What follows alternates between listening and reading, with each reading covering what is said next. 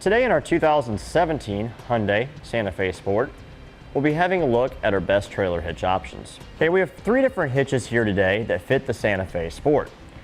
If you have a different model, such as the GLS or the Limited, we do have different hitches available for those two vehicles. So just feel free to check out our website and find the appropriate one for those models. Up top, we have the etrailercom Class 3 hitch. Below that, we have the CURT Class 3 hitch. And at the bottom, we have the Draw-Tite Class 3 hitch.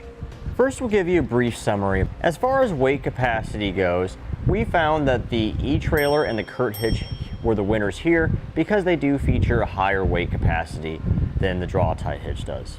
As far as appearance goes, we found the etrailer hitch to be the winner here because the better finish on the hitch, being more scratch and rust resistant, will maintain a nice clean look underneath our vehicle for a much longer time than the other hitches. Now, in my personal opinion, if I was going to be buying a hitch for the Santa Fe, I would first decide what I'm using it for. If I was going to be using it strictly for a bike rack or a cargo carrier, then I would definitely go for the etrailer.com hitch because it does have the best finish and does have higher capacities for loading on heavy bikes on the back of my vehicle. Won't have any issues there. Now, if I was going to be towing a trailer, I'd be going for the Draw-Tite hitch for a couple different reasons. Since the wiring resides outside the vehicle on the Santa Fe, and you have to have trailer wiring in order to safely and legally tow a trailer, I like the fact that this hitch comes with the attachment point for mounting the wiring. It's one less thing I have to worry about purchasing. And not only that, but this hitch, even though it does have lower weight capacities than the other two, it still exceeds what the vehicle is rated for, so it's going to be able to tow any trailer that the Santa Fe is capable of pulling. The first biggest difference that we found between our hitches here today is in regards to weight capacity.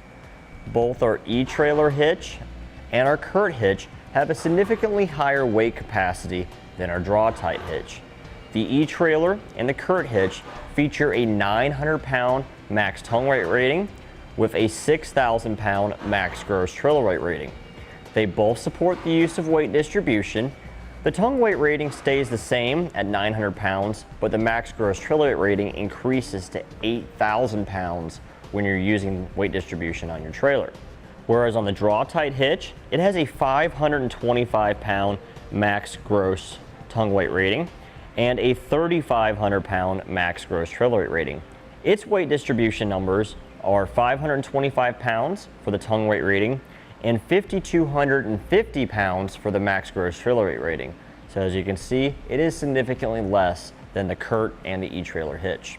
So what these numbers mean with the etrailer hitch and the CURT hitch having higher capacities, when it comes to recreational use, you can load more gear on the back of your Santa Fe without having to worry about causing damage to the vehicle.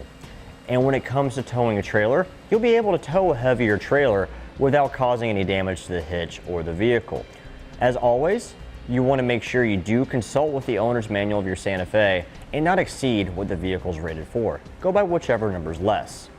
One other slight difference that we noticed in regards to towing is that our Draw-Tite hitch here has this bracket that's welded onto the hitch, which serves as an attachment point for any of our wiring harnesses.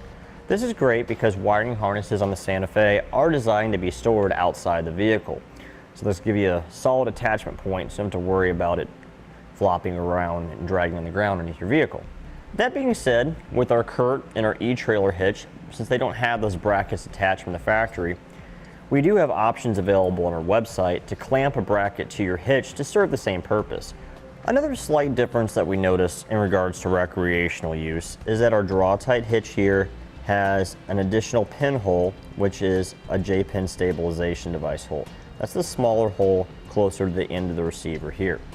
And what that is an anti-rattle device, which will help take away the annoying shake, play, and rattle out of what's inserted to your receiver. A lot of bike racks and cargo carriers out there, they do have anti-rattle devices built into them, so you don't need to worry about using a J-pin device for them.